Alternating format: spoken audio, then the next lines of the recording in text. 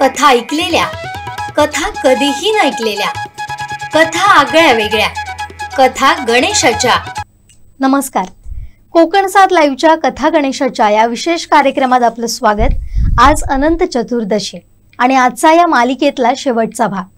संत साहित्याचे गाढे अभ्यासक ॲडव्होकेट देवदत्त परुळेकर सर यांच्याकडून आपण विविध कथा आतापर्यंत ऐकल्या. आज थोडी वेगळी माहिती जाणून घेणार आहोत, अर्थात गणेशोत्सवाच्या बदलत्या स्वरूपाची. कोकणातील गणेशोत्सवाला मोठी परंपरा आहे, मात्र दिवसेंदिवस यात अनेक बदल घडत आहेत. ते काय आहेत?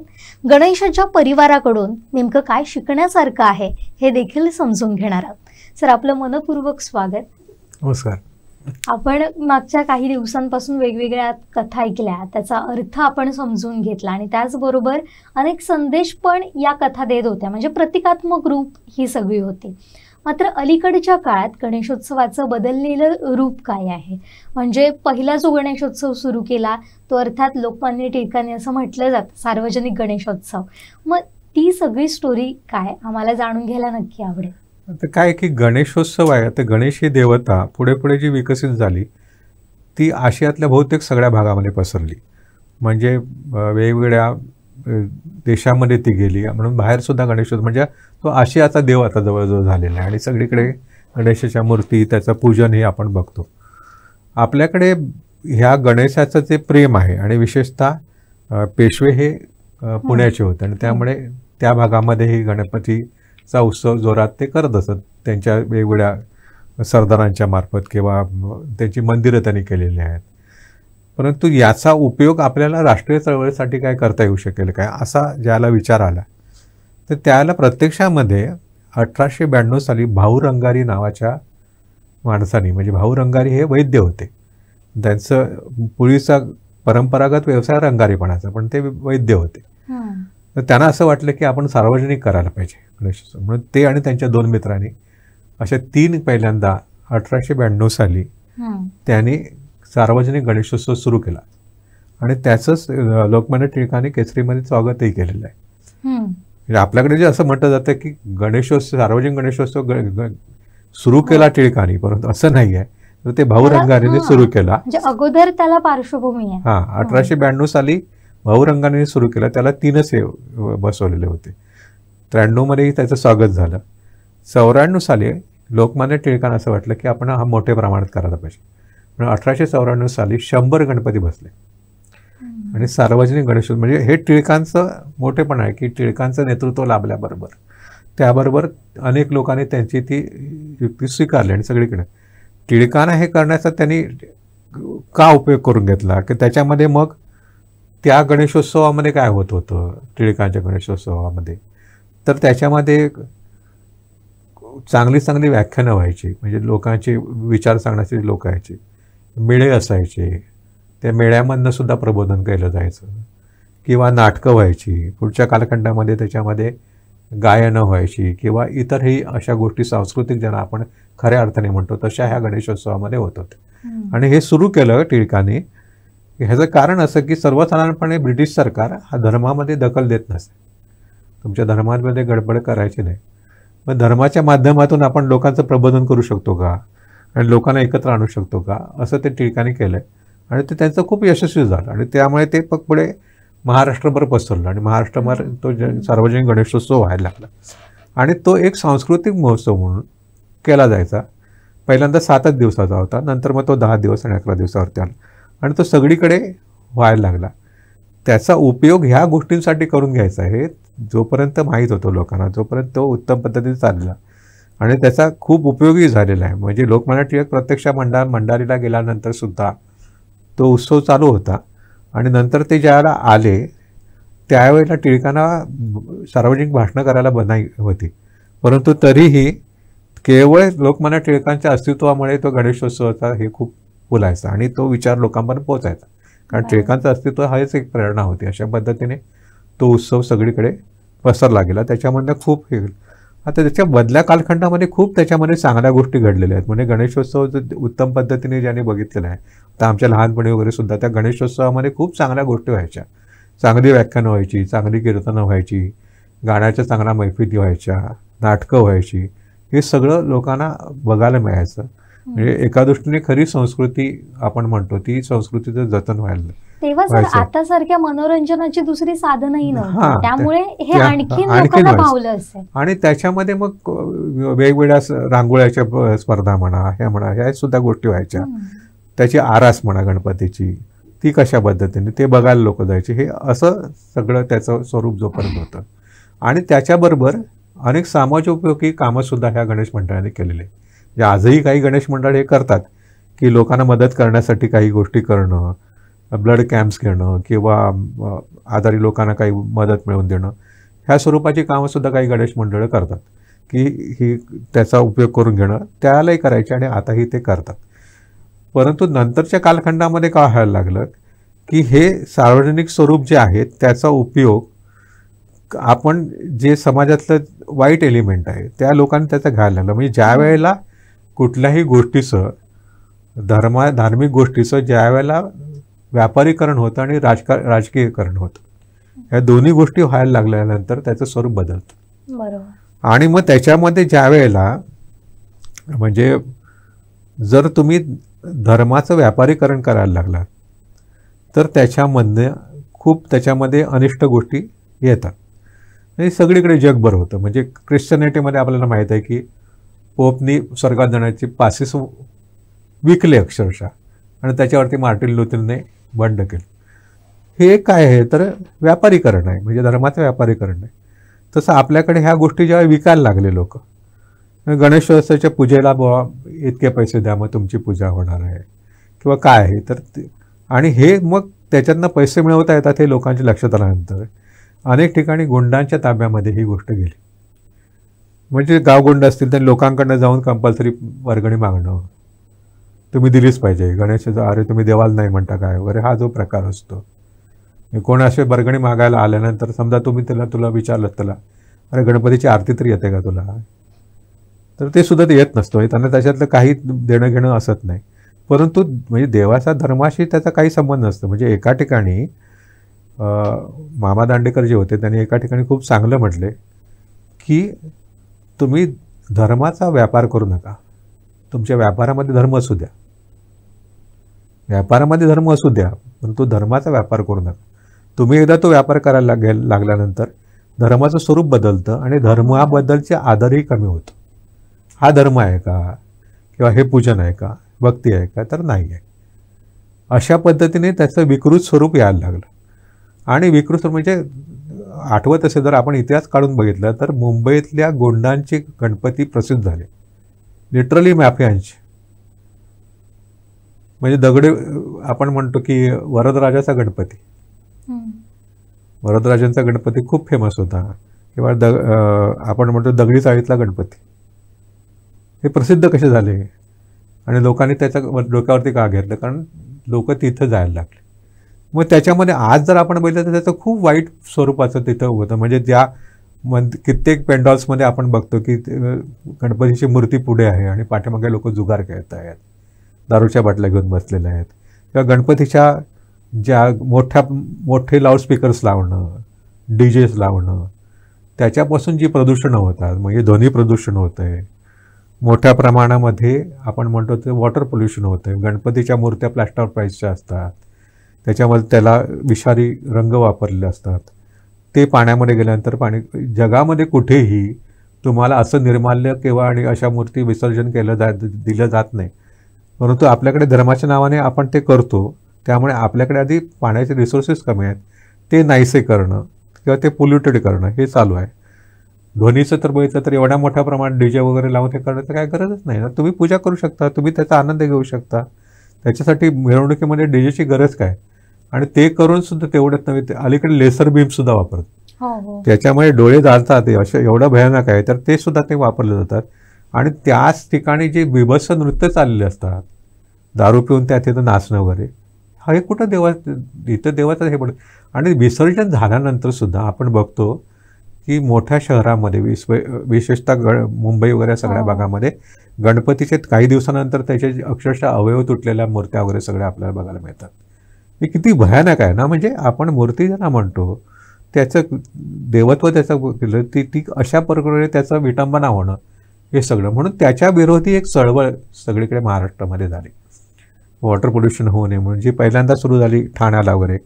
आणि त्यांनी असं म्हटलं की विसर्जित गणपती आपल्याला दान करा. आणि गणपतीची ज्याला आपण मूर्ती आणतो तेव्हा प्राणप्रतिष्ठा नावाची गोष्ट करतो. आणि ते मूर्ती जी येते त्याच्या आधी ती तशीच मूर्ती आहे, पण त्याच्यामध्ये प्राण घातल्यानंतर त्याची प्राणप्रतिष्ठा केलेली आहे. तसं गणपती विसर्जन करण्याच्या आधी त्याची विसर्जनाची सुद्धा आपल्याकडे पूजा केली जाते. ती पूजा केल्यानंतर ती मूर्ती जी आहे ती मूर्ती आपण पाण्यामध्ये सोडतो. मग ज्याला विसर्जित गणपती जो झालेला आहे, त्याचं विसर्जन झालेलं आहे ना, तर विसर्जन झाल्यानंतर ते विसर्जित गणपती तुम्ही आम्हाला दान करा, अशा प्रकारची मुवमेंट लोकांनी घेतली. आता ती सगळीकडे काही ठिकाणी सरकारने सुद्धा त्याला आश्रय दिला आहे. आणि अनेक म्युन्सिपाल्टीजने वगैरे सुद्धा गणपतीचं विसर्जन करायचं असेल तर त्याच्यासाठी तलाव बांधा, त्याच्यामध्ये तुम्ही विसर्जन करा. किंवा जो तुम्ही जे निर्माल्य आहे ते आम्हाला दान करा. आणि निर्माल्यापासून खताची निर्मिती करणं, याच्यासाठी निर्माल्य गोळा करणं. आणि गणपतीचे म्हणजे हे आता एवढं यशस्वी झालेलं आहे की अक्षरशः लक्षावधी मूर्तीला, काही लाखामध्ये मूर्त्या ह्या लोक दान करतात. आणि काही लक्षावधी टनचा निर्माल्य दरवेळेला गोळा होतं आणि ते दिलं जातं. त्याचा योग्य उपयोग होऊ शकतो. याचं स्वागत व्हायला पाहिजे ठिकठिकाणी. आणि त्याचं तुम्ही गणपतीचं जर प्लास्टर पॅरिसने सगळं ते विघटित होत नाही, मग पाण्याचे रिसोर्सेस थांबतात, हे सगळे जर होत असेल तर कशाला करायचं. कोकणामध्ये त्याचा एवढा मोठा प्रश्न येत नाही, कारण कोकणामध्ये बहुतेक गणपती हे मातीचे किंवा ह्याचे असतात, शाडूचे. आणि दुसरं फक्त त्यांनी रंग वापरायचे कुठले याच्याबद्दलचं तारतम्य बाळगलं पाहिजे, कारण ते विषारी बाळगले तर तुम्ही त्याचं नुकसान होऊ शकेल. तर त्या पद्धतीने जर केलं तर चांगलंच आहे ना. परंतु हे जे आहे तर अशा पद्धतीने होतं आहे. हे जे विकृत स्वरूप जे आपल्याकडे आलेलं दिसतं त्याच्यामध्ये व्यापाराचं कुठे कुठे वाढत जातं. तर त्याच्यामध्ये एक महत्त्वाची गोष्ट आपल्याला अशी लक्षात येते की काही गणपती बघ की ते नवसासाठी प्रसिद्ध आहेत. बरोबर.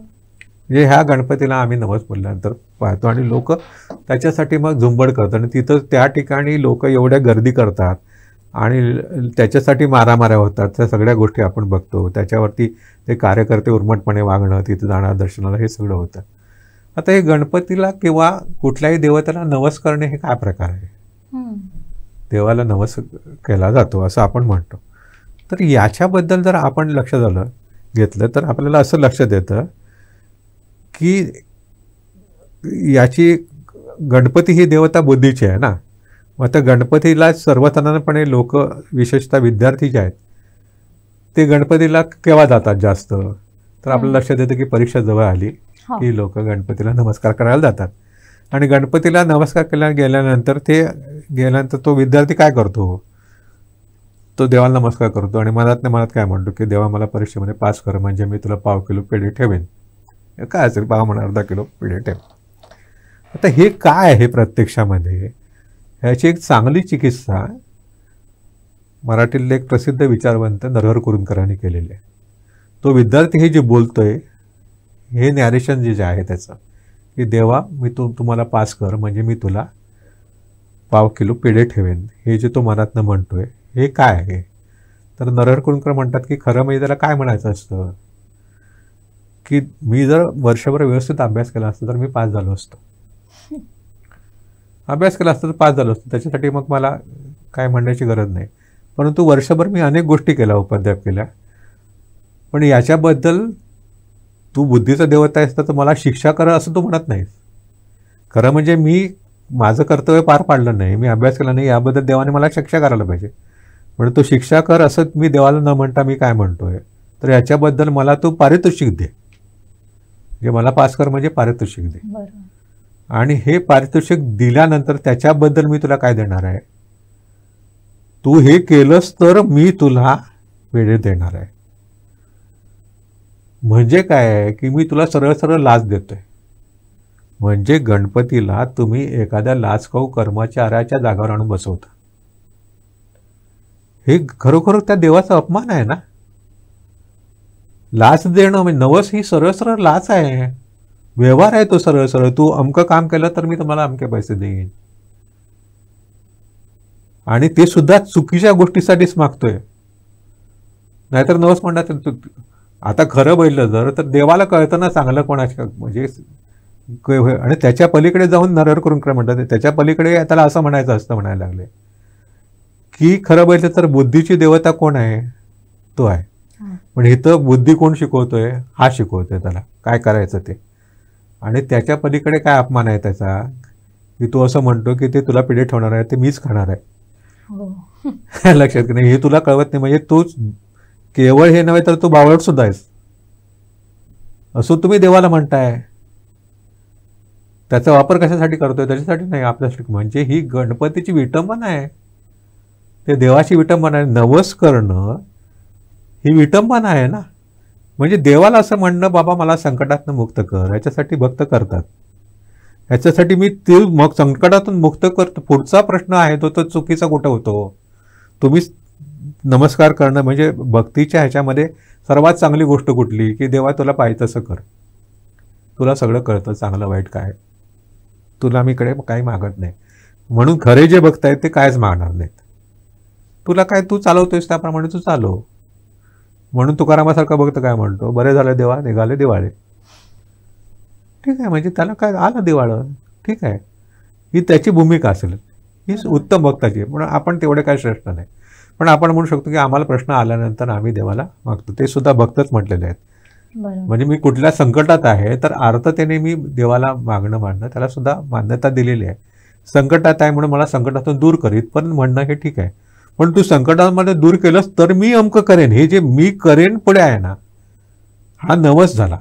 म्हणून त्याच्यानंतर आपण म्हणजे त्याच्यासाठी त्याचे अर्थ असतात भक्त, किंवा मला अमकी गोष्ट मिळवून देत असं मागणी करणं इथपर्यंत ठीक आहे, त्याला अर्थार्थी भक्त म्हटलंय, तिथपर्यंत ठीक आहे. परंतु त्याच्या पलीकडे जाऊन व्यवहार, जेव्हा तुम्ही व्यवहारामध्ये देवाला अडकवता, म्हणून नवस ही सरळ सरळ लाच देणं आहे. म्हणून सगळ्या संतांनी लाचेचा निषेध केलाय. तुकोबांनी त्यावेळेला प्रश्न विचारला, 400 वर्षापूर्वीचा हा प्रश्न आहे तुकोबांचा, की नवसे कन्यापुत्र होती तरी काल करणे लागे पती. नवसाने जर मुलं होत असले तर पती का करायला पाहिजे? 400 वर्षापूर्वी तुकाराम महाराज म्हणतात. त्याच्या आधी एकनाथ महाराजांनी असं म्हटलंय, देवकोटा नवस कोटा एका जनार्दनी रडती पोटा. याच्यामध्ये पुजाऱ्याचं आणखीन तुमचं हित आहे, म्हणजे त्याला फायदा होतोय. त्या गणेश मंडळाचा फायदा होतो ना, त्यांचा धंदा चालतोय. हे जे विकृत स्वरूप आलेलं आहे देवाचं, देवाला शरण जाणं, त्याची पूजा करणं हे तिथपर्यंत ठीक आहे. परंतु हे विकृत स्वरूप, त्याच्यामध्ये काही चांगल्या गोष्टी काही ठिकाणी होतात. म्हणजे अशा अनेक गणेश मंडळ आहेत की ज्याच्यामध्ये एकाच तंबूमध्ये रमजानचा आपण बघतो तो पीर आणखीन गणपतीचं पूजन होतं. असे काही ठिकाणी होतात.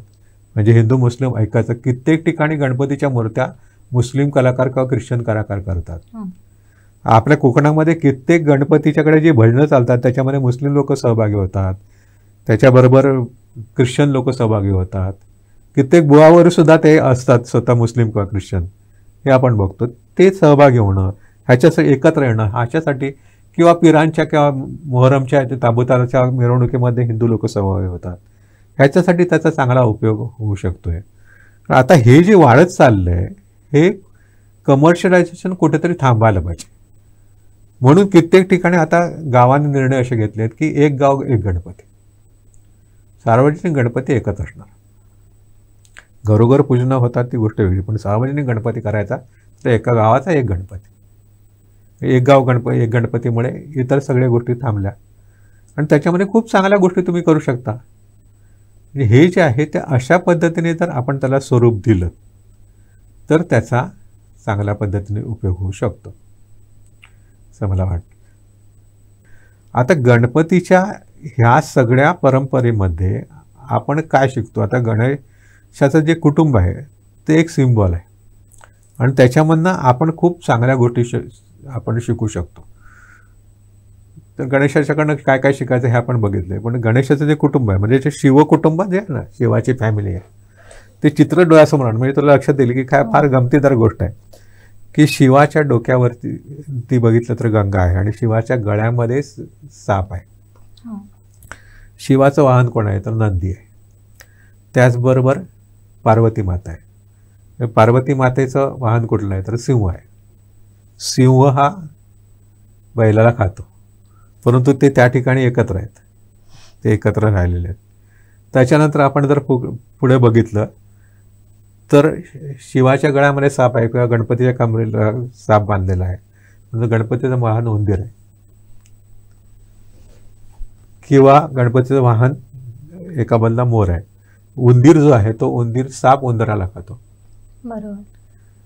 हे जे सगळं आहे ना की ते एवढे विरोधी असताना सुद्धा एकत्र राहणं हे एक समन्वयाचं प्रतीक आहे.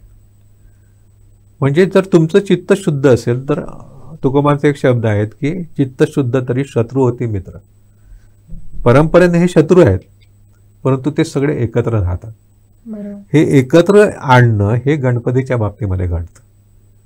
गणपतीचे एक उपासनेच्या मध्ये आपल्याकडे असं म्हटलं बघ, आता लक्ष्मी आणि सरस्वती या दोन आपल्याकडे पूज्य देवता समजल्या जातात. तर लक्ष्मी ही पैशाची देवता आहे आणि सरस्वती ही विद्येची देवता आहे. लक्ष्मी ही खूप चंचल आहे असं मानलं जातं. पैसा खूप चंचल आहे, तो एकत्र राहत नाही, म्हणून ती तुम्हाला हे देत नाही. दुसऱ्या बाजूला सरस्वती ही विद्येची देवता आहे, ज्ञान हे कायम राहणार, त्यामुळे ती बुद्धीची देवता आहे. त्यामुळे असंही म्हटलं जातं की लक्ष्मी आणि सरस्वती सहसा एकत्र वास करत नाहीत, एकाच ठिकाणी असत नाहीत. म्हणून आपल्याकडे लक्ष्मी पूजनाला त्या पूजेमध्ये सुद्धा गणपती कसा असतो तू बघितलं असतं तर लक्ष्मी एका बाजूला, पार्वती एका बाजूला, हे सरस्वती एका बाजूला आणि मध्ये गणपती असतो. हेच कशाचं सिंबल आहे तर गणपती त्या सगळ्यामध्ये समन्वय घडून आणतो. गणपती दोघांनाही सावरून घेतो आणि एकत्र तो ठेवतो विघ्ननाश करून. हे एकत्रीकरण आणण्यासाठी म्हणून गणेश हा एकत्रीकरणाची दैवत आहे. ह्या दृष्टीने गणपतीचं पूजन केलं जातं. दुसरी एक गोष्ट आपल्याला खूप जाणून घ्यायला पाहिजे या दृष्टीने, खूप महत्त्वाची, ती म्हणजे शेवटी गणपतीचं विसर्जन केलं जातं मूर्तीचं. हे खूप लोकांना प्रश्न असा पडतो की अरे मूर्ती आणायची, पूजा करायची, मग ते 1 दिवस 1.5 दिवसाचं असून देत, 5 दिवस असून देत, 7 दिवस असून देत किंवा 11 दिवस असून देत, पण गणपती विसर्जित करायचा हे काय आहे? मूर्तीचं विसर्जन का? तर त्याच्यामध्ये काही गोष्टी आपण जाणून घ्यायला पाहिजेत. एक महत्त्वाची गोष्ट म्हणजे मुळामध्ये मूर्तीपूजन का? तर हे विसर्जन का करायचं हे सांगताना विनोबाने खूप चांगलं सांगितलं आहे की याच्यामध्ये मूर्तीपूजेची मर्यादा दाखवलेली आहे. केव्हा तरी तुम्ही मूर्तीपूजेच्या पलीकडे जायला पाहिजे. म्हणजे काय आहे तर हा जो ईश्वर आहे तो निर्गुण निराकार आहे,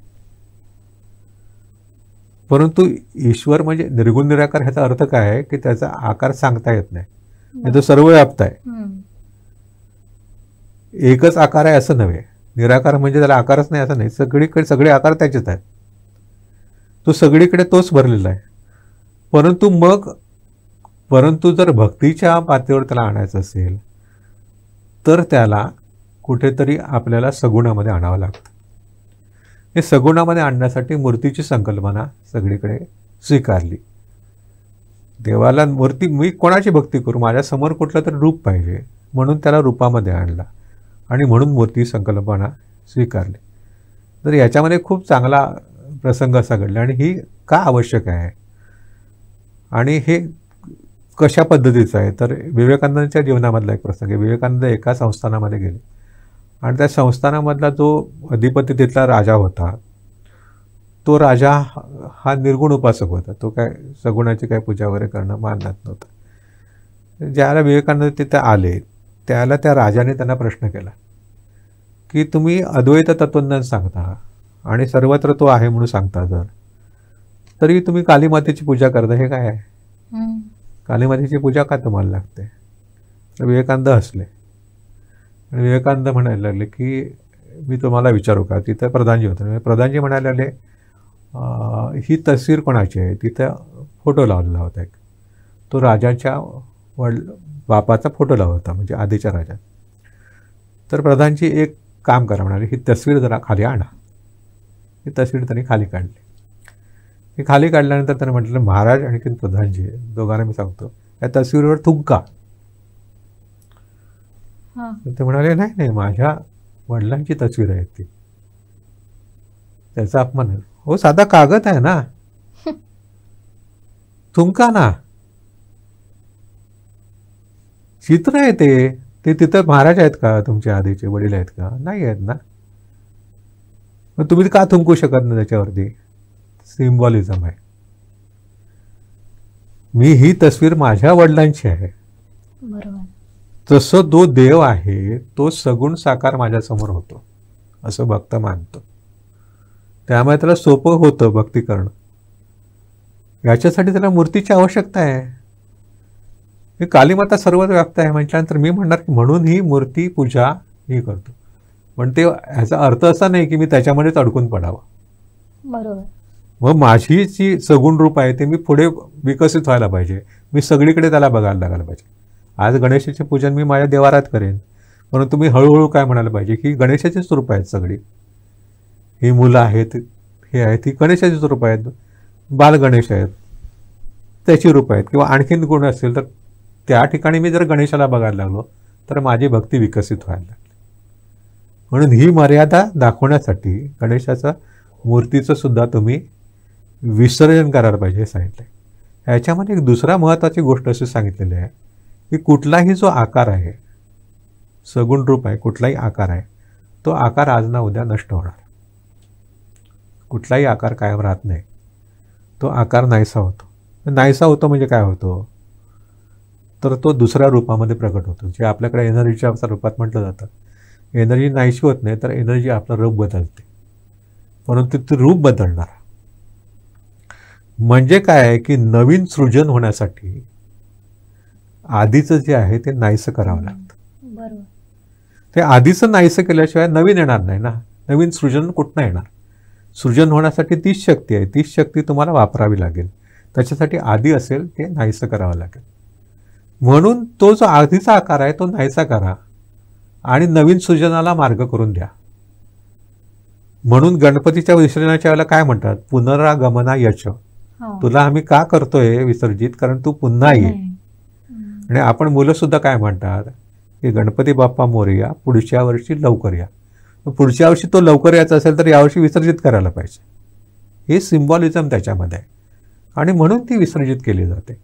आणि हा एवढा मोठा विचार त्याच्यामध्ये सगळीकडे सांगितलेला आहे. आणि मग गणपती विसर्जन हा सुद्धा एक सोहळा बनतो. म्हणजे तो म्हणजे हा सोहळा एका पद्धतीने कसा आहे की जी गोष्ट नाहीशी करायची आहे त्याचा सुद्धा आपण सोहळा करूया. बरोबर. म्हणजे शरीराच्या पातळीवरती तर विचार केला तर मृत्यू सुद्धा सोहळा आहे. पूजेतीला म्हणजे ती बोरकरांची कविता नाही की पूजेतीला पानापुला मृत्यू सर्वांग सोहळा.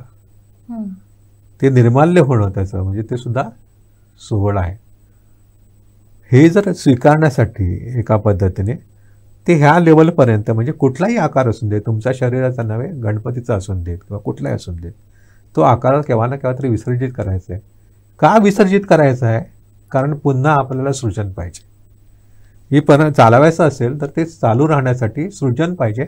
म्हणून हे आधीचं आहे ते संपायचं, म्हणून गणपतीचं विसर्जन करायचं, असं त्याचं स्वरूप आहे. अगदी बरोबर.